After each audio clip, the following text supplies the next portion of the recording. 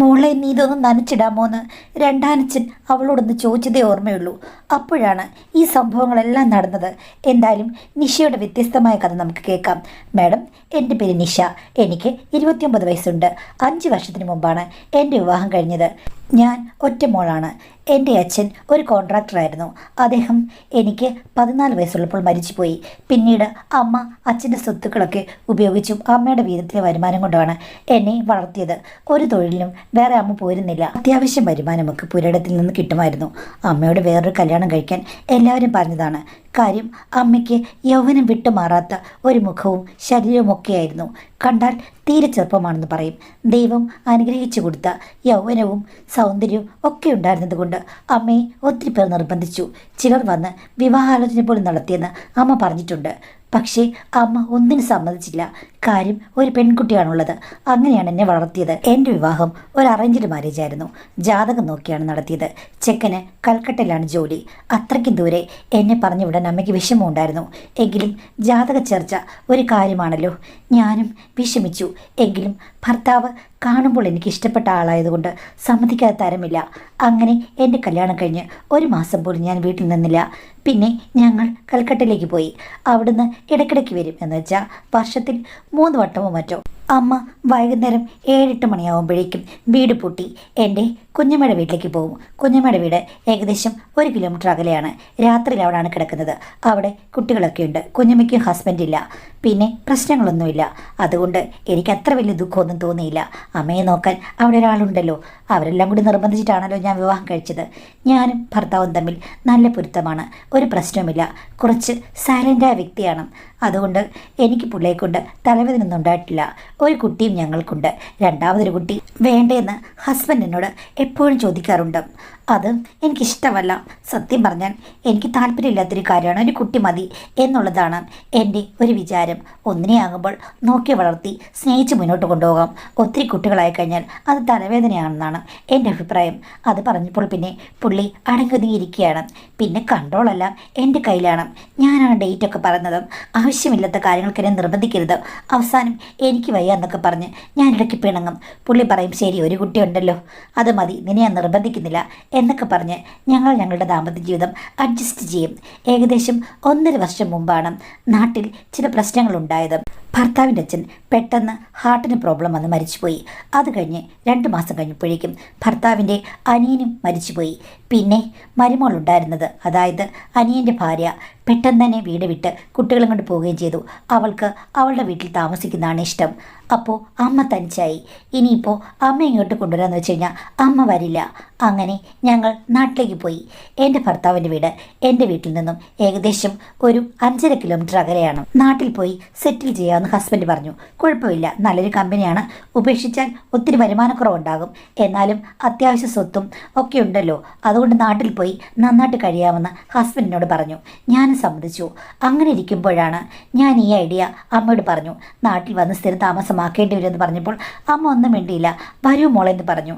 ഞങ്ങൾ എല്ലാം റെഡിയാക്കി നാട്ടിലേക്ക് വരുന്നതിന് ഏകദേശം 2-3 ദിവസം മുമ്പേ കുഞ്ഞമ്മ എന്നെ വിളിച്ചു. എടി മോളെ, ഒരു സംഭവം നടന്നു. എന്താ കുഞ്ഞമ്മേ?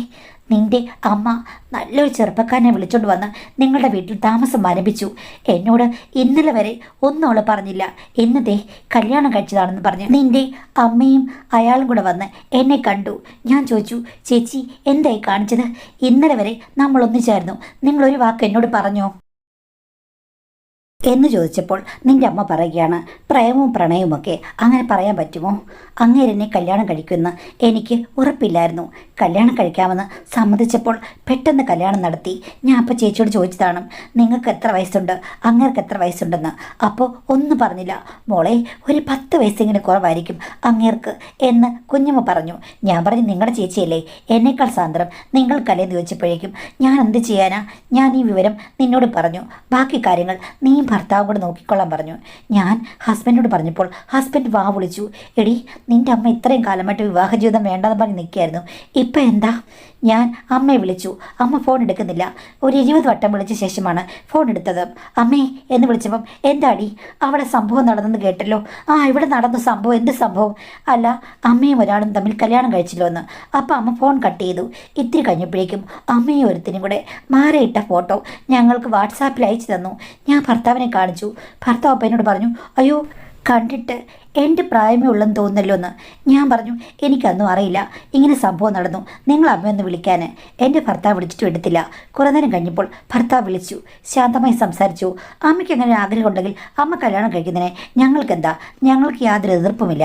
ഇത് വലിയ എന്തോ സംഭവമാണെന്ന് കരുതി അമ്മ ഇത്രയും പിണങ്ങുകയോ മിണ്ടാതിരിക്കുകയോ ചെയ്യേണ്ട കാര്യമില്ലെന്ന് ഭർത്താവ് പറഞ്ഞപ്പോൾ അമ്മ കാര്യങ്ങളൊക്കെ പറഞ്ഞു. അമ്മയുടെ പുതിയ ഭർത്താവ് ഒരു ഇലക്ട്രോണിക് ഷോറൂമിൽ വർക്ക് ചെയ്യുന്ന ആളാണ്. അവിടെ അമ്മ TV വാങ്ങിക്കാൻ ചെന്നപ്പോഴാണ് അങ്ങേരെ കണ്ടത്. അങ്ങനെ എങ്ങോ പരിചയമായതാണെന്നാണ്. ഞാൻ അപ്പം അമ്മയോട് ചോദിച്ചു, എന്നും അങ്ങ് TV മേടിക്കാൻ പോകല്ലേ? TV മേടിച്ചു കഴിഞ്ഞാൽ ഒരു അരമണിക്കൂറോടെ ചിലവഴിക്കും, അത്രയല്ലേ ഉള്ളൂ. പിന്നെ എങ്ങനെയാണ് ഇങ്ങനോട് ഇത്ര അടുപ്പമായെന്ന്? അപ്പം അമ്മ പറയുക, ആ എനിക്കാണെങ്കിൽ ഇങ്ങനെ യാതൊരു ഉദ്ദേശവും ഇല്ലായിരുന്നു. മനുവിന് എന്നെ കണ്ടപ്പോൾ ഒത്തിരി ഇഷ്ടപ്പെട്ടു. അപ്പം ഞാൻ അവിടെ കൊടുത്ത നമ്പരില്ലേ, അതിൽ കസ്റ്റമർ കെയറിലെ പോലെ വിളിച്ച് ചോദിച്ചു എന്തെങ്കിലും പ്രശ്നമുണ്ടോയെന്ന്. അപ്പം ഞാൻ പറഞ്ഞു പ്രശ്നമൊന്നുമില്ലെന്ന്, എങ്കിലും ഒരു സർവീസ് ഉണ്ട്, അത് ഫ്രീ ആയി ചെയ്തു തരാം എന്ന് പറഞ്ഞ് എൻ്റെ വീട്ടിൽ വന്നു. അങ്ങനെ ആ TV ഒക്കെ ഒന്ന് നോക്കി എനിക്ക് തോന്നി അവൻ സർവീസിന് വന്നതല്ലെന്നും. അപ്പോൾ അമ്മ അവൻ എന്നാണ് വിളിക്കുന്നത് എന്ന് ചോദിച്ചപ്പോഴേക്കും എന്നേക്കാൾ പ്രായം കുറവല്ലേ, പിന്നെ എങ്ങനെയാ ചേട്ടാന്ന് വിളിക്കുക? എന്നാലും അമ്മ അപാര ധൈര്യക്കാരിയാണെന്ന് പറഞ്ഞപ്പോൾ, എടി പെണ്ണെ അവൻ എൻ്റെ പുറകെ വന്നതാണ്. അന്ന് സർവീസ് ചെയ്യാൻ വന്നു കഴിഞ്ഞപ്പോഴേക്കും അവൻ സർവീസ് ചെയ്ത് കഴിഞ്ഞപ്പോൾ എനിക്ക് മനസ്സിലായി എന്നോടുള്ള സ്നേഹം കൊണ്ടാണ് വന്നതെന്ന്. അതുകൊണ്ട് ഞാൻ പറഞ്ഞു ഇങ്ങനെ വരരുത്, എന്നെ കാണരുത്, നോക്കരുതെന്നൊക്കെ. അവൻ പറഞ്ഞു എനിക്കൊത്തിരി ഇഷ്ടമാണ്. അവൻ്റെ ആദ്യ വിവാഹബന്ധം പരാജയപ്പെട്ടു പോയി. ആ സ്ത്രീക്ക് വേറേതോ പഴയ കാമുകനുമായി ബന്ധമുണ്ടായിരുന്നു. അങ്ങനെ കല്യാണം കഴിച്ച് 2 വർഷം കഴിഞ്ഞപ്പോഴേക്കും ആദ്യ കാമുകനെ തിരക്കിപ്പോയി. ലോകത്തുള്ള സ്ത്രീകളൊക്കെ അവന് വെറുപ്പായിരുന്നു. പക്ഷേ എന്നെ കണ്ടപ്പോൾ എന്തോ ഇഷ്ടം തോന്നിയെന്നാണ് പറയുന്നത്. അമ്മ അത് കേട്ടപ്പോഴേക്കും അങ്ങ് വിശ്വസിച്ചോ?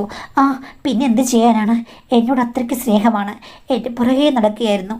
പിന്നെ അങ്ങോട്ടും ഇങ്ങോട്ടും ഒത്തിരി സംസാരിച്ച് കഴിഞ്ഞ് ഒരു ഘട്ടത്തിൽ പിരിയാമെന്ന് പറഞ്ഞു. അത് കഴിഞ്ഞപ്പോൾ പിന്നെ അവൻ ഇങ്ങോട്ട് പറഞ്ഞു കല്യാണം കഴിക്കാമെന്ന്. ഞാൻ ഓർത്തു നീ പോയി സെറ്റിലായി, ഇവിടെ ഇപ്പം എനിക്കാരുമില്ല എന്ന് ഞാൻ എൻ്റെ അനിയത്തിയുടെ വീട്ടിൽ പോയി കിടക്കണം. ഇവിടെ ഒരാൾ കൂട്ടുണ്ടെങ്കിൽ ഇനിയിപ്പം കുറച്ച് പ്രശ്നമാണെങ്കിലും അങ്ങ് കല്യാണം കഴിക്കാം എന്ന് പറഞ്ഞു. ആ അമ്മേ പ്രശ്നമൊന്നുമില്ല കല്യാണം കഴിക്കാൻ വേണ്ടിയിട്ട്, പക്ഷേ നാട്ടുകാരോ മറ്റുള്ളവരോ ഒക്കെ ഇത് കേൾക്കുമ്പോൾ നല്ലത് പറയണമെന്നില്ലെന്ന്. അതൊക്കെ എനിക്കറിയാം, എന്ത് റിസ്ക് എടുത്ത് ഞങ്ങൾ രണ്ടുപേരും കൂടി ജീവിക്കുമെന്ന് പറഞ്ഞു. ഞാൻ പറഞ്ഞു അമ്മേ പ്രായവ്യത്യാസം വലിയൊരു പ്രശ്നമാണെന്ന്. ഓ പ്രായവ്യത്യാസം ഒരു പ്രശ്നവുമില്ല, നിനക്കെങ്ങനെ അറിയാവുന്നത്? നിൻ്റെ ഭർത്താവ് മൂത്തതാണെന്ന് വെച്ചിട്ട് നിനക്കെത്ര പ്രയോജനം എന്താ? നിന്നേക്കാൾ പ്രായം കുറഞ്ഞ ആണാണെങ്കിൽ നിനക്കെന്താ ദഹിക്കില്ലേ എന്നമ്മ ചോദിച്ചു. അമ്മയുടെ സ്വഭാവ സംസാരമൊക്കെ അങ്ങ് മാറിപ്പോയി. അമ്മ ഒരു ലീലാവിലാസക്കാരിയായെന്ന് എനിക്ക് മനസ്സിലായി. പണ്ടത്തെ പക്വതയും പാകതയും ഒക്കെ അങ്ങ് മാറി കന്നിപ്പെണ്ണിനെ പോലെ തുള്ളുകയാണ്. ഞാനും ഹസ്ബൻഡും അമ്മയെ കൂടുതൽ കുറ്റപ്പെടുത്താനൊന്നും പോയില്ല. ഇപ്പോഴത്തെ കാലത്ത് ലോകത്ത് എന്തെല്ലാം നടക്കുന്നു, അതിനിടയ്ക്ക് ഇതിനെന്ത് പുതുമ എന്ന് വിചാരിച്ച് ഞങ്ങളുടെ കാര്യം നോക്കാൻ തീരുമാനിച്ചു. നാട്ടിൽ വരുന്നുണ്ടല്ലോ, നാട്ടിൽ വരുമ്പോൾ ഞാൻ ഭർത്താവിൻ്റെ വീട്ടിലാണ് ജീവിക്കുന്നത്. പിന്നെ ഇടയ്ക്കിടയ്ക്ക് എൻ്റെ അമ്മയുടെ വീട്ടിലേക്ക് പോകണം, അത്രയല്ലേ ഉള്ളൂ. അവിടെ ഇപ്പം പ്രായം കുറഞ്ഞ ഭർത്താവ് ജീവിച്ചാൽ എനിക്കെന്ത്, പ്രായം കൂടിയ ഭർത്താവ് ജീവിച്ചാൽ എനിക്കെന്ത് എന്ന് ഞാൻ ഓർത്തു. പക്ഷേ എൻ്റെ ഭർത്താവ് തന്നെ എന്നോട് പറഞ്ഞു, എന്നാലല്ലേടി നല്ലൊരു സുന്ദരനെയാണ് നിൻ്റെ അമ്മ കണ്ടുപിടിച്ചിരിക്കുന്നതെന്ന്. ഞാൻ ചോദിച്ചു നിങ്ങൾക്ക് എന്തെങ്കിലും അസൂയുണ്ടോ അതോ അസ്വസ്ഥത വല്ലതും ഉണ്ടോ, ഇനി നിങ്ങളെ കണ്ടുപിടിക്കണം നിങ്ങൾക്ക് തോന്നുന്നുണ്ടോ എന്ന് ചോദിച്ച് ഞാൻ ആ കടപ്പിച്ചു. അല്ലെങ്കിൽ പെണ്ണുങ്ങൾക്ക് ഇതൊക്കെ കേൾക്കുമ്പോൾ വല്ലാത്തൊരു കുത്തലാണല്ലോ. അതല്ലടി അമ്മ പിടിച്ചപ്പോൾ പുളിങ്കൊമ്പ് തന്നെയാണല്ലോ പിടിച്ചത്. അമ്മയല്ലേ പറഞ്ഞത് അമ്മയുടെ പുറകെ നടക്കായിരുന്നെന്ന്. എനിക്കന്ന് വിശ്വസിക്കാൻ തോന്നില്ല. അവർ അങ്ങോട്ട് ചെന്ന് പ്രേമിച്ചതാകും എന്ന് പറഞ്ഞു. ഞാൻ പറഞ്ഞു എന്തെങ്കിലും ആയിക്കോട്ടെ, നമ്മുടെ തലവേദനയല്ല. നാട്ടുകാരെന്തെങ്കിലും ചോദിച്ചു കഴിഞ്ഞാൽ നിങ്ങൾക്കറിയില്ലെന്ന് പറഞ്ഞേക്കണം. ഞാനും അങ്ങനെ പറയാം. അമ്മയായി, അമ്മയുടെ പാടായി, അമ്മയുടെ ഇഷ്ടം എന്നേ ഞാൻ പറയുകയുള്ളൂ. ബന്ധുക്കളൊക്കെ ഉള്ളതല്ലേ, അതല്ലേ ഞാനും പറഞ്ഞത്. ഇനിയിപ്പോൾ അത് പറഞ്ഞിട്ട് കാര്യമില്ല, നമുക്ക് നാട്ടിലേക്ക് ഷിഫ്റ്റ് ചെയ്യാനുള്ള കാര്യം നോക്കാമെന്ന് പറഞ്ഞ് ഞങ്ങൾ നാട്ടിലേക്ക് വന്നു. ഞാൻ നാട്ടിൽ വന്നപ്പോൾ ഉടനെ തന്നെ എൻ്റെ അമ്മായിമായി വീശ എടുത്തിട്ടു. അയ്യോ ലോകത്തിലെങ്ങും കണ്ടിട്ടില്ലേ ഒരു കൊച്ചു ചെറുക്കൻ നല്ലൊരു പയ്യനെയും കൊണ്ടുള്ള നടക്കുന്ന നാട്ടുകാർ നേരത്തെ എന്നോട് പറഞ്ഞതാ. കല്യാണം കഴിക്കുന്നതിന് വിചാരിച്ചതല്ല, ഭർത്താവില്ലാത്തൊരു സ്ത്രീയല്ലേ, അതുകൊണ്ട് അത്യാവശ്യങ്ങൾ കാണും, അത് പോയിക്കോട്ടെ, നമുക്കങ്ങ് വിചാരിക്കാം. അതിന് കല്യാണം കഴിക്കേണ്ട ആവശ്യമുണ്ടോ ഇനി ഞാൻ ആരോട് എന്തൊക്കെ പറയും എന്ന് പറഞ്ഞു. ഇവിടെ വന്നു കഴിയുമ്പോഴേക്കും പോര് തുടങ്ങുമെന്ന് എനിക്ക് അത്ര നിശ്ചയമില്ലായിരുന്നു. ഇതിനൊന്നും ഉത്തരമില്ലാത്തതുകൊണ്ട് ഞാൻ ആദ്യമേ എൻ്റെ അമ്മായിമ്മയോട് പറഞ്ഞു, അമ്മേ ഞാൻ ഇവിടെ വന്ന് അമ്മയുടെ കൂടെ നിൽക്കണമെന്നുണ്ടെങ്കിൽ അമ്മയുടെ നാക്ക് നല്ലതായിരിക്കണം, ഇല്ലെങ്കിൽ ഞാൻ എൻ്റെ വീട്ടിലേക്ക് പോകും. എൻ്റെ അമ്മ ഇപ്പം ഏത് തെറ്റുകാരിയാണെന്ന് പറഞ്ഞാലും എനിക്ക് ആ വീടുണ്ട്, അതുകൊണ്ട് അനിയൻ്റെ ഭാര്യ പോയ പോലെ ഞാനും അങ്ങ് പോകുമെന്ന് പറഞ്ഞു. അത് കേട്ടതോടുകൂടി പുള്ളിക്കാരി നാവടക്കി. ഭർത്താവ് ഒന്നും പറഞ്ഞില്ല. കാര്യം സ്വന്തം അമ്മ ഇത്തിരി വില്ലത്തിയാണെന്നറിയാം. അമ്മയെ അടക്കി നിർത്തണമെങ്കിൽ ചില നാടകങ്ങളൊക്കെ കളിക്കേണ്ടി വരും. ഭർത്താവിൻ്റെ വീട്ടിൽ വന്ന ശേഷം പിറ്റേ ദിവസമാണ് ഞാനും മോനും ഭർത്താവും കൂടെ അമ്മയെ കാണാൻ പോയത്. അമ്മ എപ്പോഴേക്കും ദേഷ്യപ്പെട്ടു. എടി ഇങ്ങോട്ടല്ലേ ആദ്യം വരേണ്ടത്? ഞാൻ പറഞ്ഞു, ഞാൻ എൻ്റെ ഭർത്താവിൻ്റെ വീട്ടിലേക്കല്ലേ ആദ്യം വരേണ്ടത്? എടി ഇന്നലെ ഉച്ച കഴിഞ്ഞ് വന്നവരല്ലേ നിങ്ങൾ, എന്നിട്ട് ഇപ്പോൾ വൈകുന്നേരമാണോ വരുന്നത്? പിറ്റേ ദിവസം വരെ കാത്തിരിക്കണോ എന്ന് ചോദിച്ചു. ഞാൻ പറഞ്ഞു, ഇപ്പോഴാണ് സമയത്തത്, സാധനങ്ങളെല്ലാം അടുക്കി വെക്കുകയായിരുന്നു. നീ അടുക്കും എന്ന് പറഞ്ഞു. എവിടെ അമ്മയുടെ പുതിയ ഭർത്താവ് എന്ന് ചോദിച്ചു കഴിയുമ്പോഴേക്കും പുള്ളി ജിമ്മിൽ പോയിരിക്കുകയാണ്, ഇപ്പം വരുമെന്ന് പറഞ്ഞു. അങ്ങനെ ഞങ്ങളെ സൽക്കരിച്ച് അവിടെ ഇരുന്നു. എന്തെങ്കിലും നിങ്ങൾക്ക് അഭിപ്രായം പറയാനുണ്ടോ എൻ്റെ കല്യാണത്തെക്കുറിച്ച്? അപ്പോൾ എൻ്റെ ഭർത്താവ് പറഞ്ഞു, അമ്മേ അത് നമ്മൾ പറഞ്ഞ വിഷയമാണ്. അമ്മ എന്തിനാ കല്യാണം കഴിച്ചതെന്ന് അമ്മയോട് ആരെങ്കിലും ചോദിച്ചു കഴിഞ്ഞാൽ അമ്മ ഉത്തരം പറഞ്ഞു കൊടുക്കുക. ഇനി ഞങ്ങളോട് ചോദിച്ചു കഴിഞ്ഞാൽ ഞങ്ങൾ പറയാം അമ്മയോട് ചോദിക്കുക, ഞങ്ങൾക്കറിയില്ലെന്ന് പറയും. ഞങ്ങളുടെ കാര്യം അതോടുകൂടി എല്ലാം ഓക്കെ ആയി എന്ന് പറഞ്ഞു. അതൊക്കെ കേട്ട് കഴിഞ്ഞപ്പോഴേക്കും അമ്മയ്ക്ക് വല്ലാത്ത ആശ്വാസമാണെന്ന് തോന്നി. ഞങ്ങളെ വിശ്വാസമായി. കാര്യം ഞങ്ങളൊരു ശത്രുക്കളാണെന്നാണ് പുള്ളിക്കാരി കരുതിയത്. എന്തായാലും ഞങ്ങൾ അവിടെ ഇരുന്നപ്പോഴാണ് പുള്ളിക്കാരൻ വന്നത്. പെട്ടെന്ന് തന്നെ പുള്ളി അകത്തേക്ക് കയറി വന്നു കഴിഞ്ഞപ്പോഴേക്കും അദ്ദേഹത്തിൻ്റെ ഫിസിക്ക് കണ്ട് ഞാൻ അത്ഭുതപ്പെട്ടു പോയി. കാര്യം ഒരു സിനിമാടൻ്റെ ലുക്ക്. ഞങ്ങൾക്ക് അയച്ചു തന്ന ഫോട്ടോയിൽ സുന്ദരനാണ്, പക്ഷേ ഇത്രയും നല്ല ബോഡി ബിൽഡറായിട്ടുള്ള ഒരാളാണെന്ന് ഞാൻ ഒരിക്കലും വിചാരിച്ചില്ല. ഒരു ഇലക്ട്രോണിക്സ് കടയിൽ ജോലി ചെയ്യുന്ന ആൾക്ക് ഇതൊക്കെ ചെയ്യേണ്ട കാര്യമുണ്ടോ എന്നൊക്കെ എൻ്റെ മനസ്സിൽ കൂടി അങ്ങ് ഓടിപ്പോയി. എൻ്റെ ഭർത്താവാണെങ്കിൽ പുള്ളിയെ കണ്ട വാ പൊളിച്ചിരിക്കുകയാണ്. ആണുങ്ങൾക്ക് പോലും അസുഖം ഉണ്ടാകും. ഞാൻ ഓർത്തു, ഇങ്ങനെ എന്ത് കണ്ടിട്ടാണ് എൻ്റെ അമ്മയുടെ പുറകെ വന്നത്? അമ്മയുടെ ജാതകത്തിൽ ശുക്രൻ ഉച്ചത്തിൽ നിൽക്കുകയാണോ?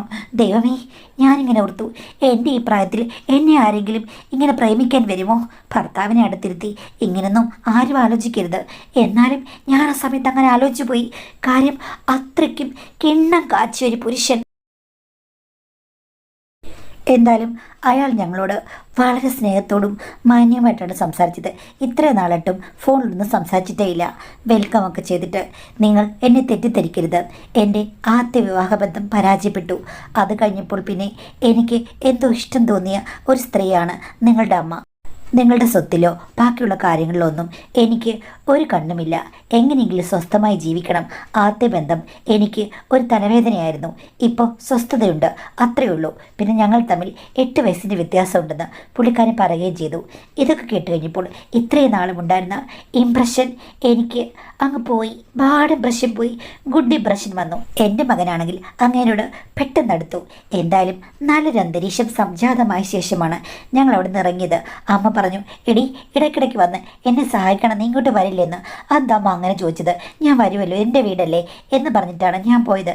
തിരിച്ചു പോന്നു കഴിഞ്ഞപ്പോഴേക്കും എൻ്റെ ഹസ്ബൻഡ് പറയുകയാണ്, മോൻ കേൾക്കാതെ, എടി നീ ശ്രദ്ധിച്ചോ അമ്മയുടെ മാറ്റം? എന്താ മനുഷ്യ? അല്ല, അവരങ്ങാകെ കൊഴുത്ത് തടിച്ച് മിനുങ്ങി. നിങ്ങളത് നോക്കാനാണോ പോയത്? അല്ലടി, നീ നോക്കിയോ? മുൻതൂക്കവും പിൻതൂക്കവും ഒത്തിരി കൂടിയിട്ടുണ്ട്. എൻ്റെ പൊന്നു മനുഷ്യ, നിങ്ങൾക്ക് നാണമില്ലേ? നിങ്ങൾ എൻ്റെ അമ്മയെക്കുറിച്ച് വർണ്ണിക്കുകയാണോ? എന്താ ഇത്? എന്നോട് ഇങ്ങനെ പറയാമോ എന്ന് ചോദിച്ചപ്പോൾ ഹസ്ബൻഡ് എന്നെ നുള്ളിട്ട് പറയുകയാണ്, അല്ല ഉള്ളത് പറഞ്ഞതിന് എന്താണ്? നീയും ഇങ്ങനെ ചില ആണുങ്ങളെ പറ്റി പറയാറില്ലേ, നല്ല മസിലാണ്, അതാണ് ഇതാണെന്നൊക്കെ. അത് ഞാനൊന്നും പറയാറില്ലല്ലോ. അതുപോലാണോ ഇത്? ആ, അതുപോലെ തന്നെയാണ്. ആരെക്കുറിച്ചും എന്ത് വേണമെങ്കിലും നമുക്ക് കമൻറ്റ് പറയാം. അത് നമ്മൾ രണ്ടുപേരും ഉള്ളപ്പോഴല്ലേ. നീ എന്തിനാ വലിയ കാര്യമായിട്ടെടുക്കുന്നത്? എനിക്ക് തോന്നുന്നത് നിങ്ങൾക്ക് ഇപ്പോൾ അസൂയയാണ്. എൻ്റെ അമ്മയ്ക്ക് ചെറുപ്പക്കാരനായ ഒരു ഭർത്താവിനെ കിട്ടിക്കഴിഞ്ഞപ്പോഴേക്കും നിങ്ങൾക്ക് എന്തോ ഒരു മാറ്റമുണ്ട്.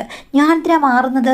എനിക്ക് ചെറുപ്പക്കാരിയായ ഒരു ഭാര്യ ഇല്ലല്ലോ എന്നോർത്ത് ദുഃഖമായിരിക്കും എന്ന് ഹസ്ബൻഡ് പറഞ്ഞു. ഞാനൊരു നുള്ളു വെച്ച് കൊടുത്തു.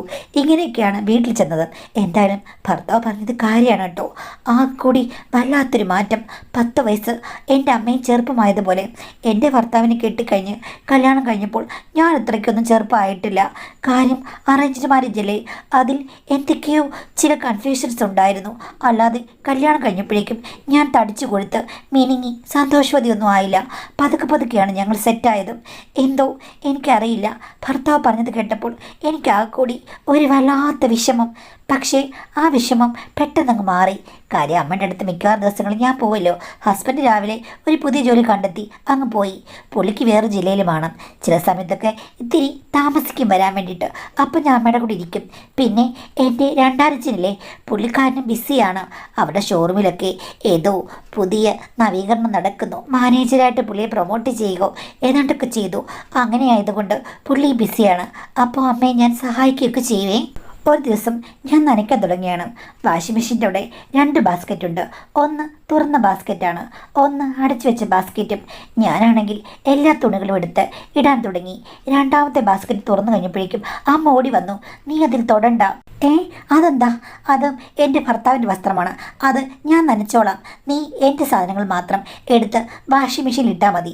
ഞാൻ പറഞ്ഞു, ഇതിപ്പം നിങ്ങളുടെ വസ്ത്രങ്ങൾ ഒന്നിച്ച് അങ്ങയുടെ വസ്ത്രങ്ങൾ ഒന്നിച്ച് അങ്ങനെ രണ്ടായിട്ടിട്ട് കഴിയേണ്ട കാര്യമില്ലല്ലോ. ഇതിപ്പോൾ കുറച്ച് തുണിയല്ലേ ഉള്ളൂ. അത് ശരിയാകില്ല. അതൊക്കെ ഞാൻ ചെയ്തോളാം. നീ നിൻ്റെ ഭർത്താവിൻ്റെ കാര്യം നോക്കിയാൽ മതി. എൻ്റെ കാര്യവും അല്ലാതെ എൻ്റെ ഭർത്താവിൻ്റെ ആ കാര്യങ്ങളിലൊന്നും നീ തൊടണ്ട. ഞാൻ ചോദിച്ചാൽ അതിന് മാത്രം ഞാൻ എന്ത് നിധിയിരിക്കുന്നു. അത് ജിമ്മിലൊക്കെ ഉപയോഗിച്ച വസ്ത്രങ്ങളും മറ്റു കാര്യങ്ങളും ഒക്കെയാണ്. So private. അതുകൊണ്ട് നീ അതിൽ തുടരുതെന്ന് അമ്മ പറഞ്ഞു. അയ്യോ, തൊടാൻ നിങ്ങൾ കൊതിമുതിയാൻ നടക്കുകയല്ലേ, വേണമെങ്കിൽ ഒന്ന് സഹായിക്കാമെന്ന് വിചാരിച്ചതാണ്. നിങ്ങൾ തന്നെ ചെയ്തു എന്ന് പറഞ്ഞ് ഞാൻ അമ്മയുടെ തുണികൾ മാത്രം എടുത്തിട്ടു. അത് തുറക്കല്ലേ കേട്ടോ എന്ന് പറഞ്ഞിട്ട് അമ്മ അങ്ങ് പോയി. ആഹാ, അത് കൊള്ളാമല്ലോ, എങ്കിലും ഒന്ന് തുറന്ന് നോക്ക് തന്നെ വേണം. അമ്മ അങ്ങോട്ട് പോയി കഴിഞ്ഞപ്പോഴേക്കും ഞാൻ തുറന്നു നോക്കി. അതിൽ ജിമ്മിൽ നിന്നൊക്കെ കൊണ്ടുവന്ന് ഉപേക്ഷിച്ച ഡ്രസ്സാണെന്ന് കണ്ടാൽ അറിയാം. അതുമാത്രമല്ല, പല ടൈപ്പിലുള്ള പല സംഗതികളുമുണ്ട്.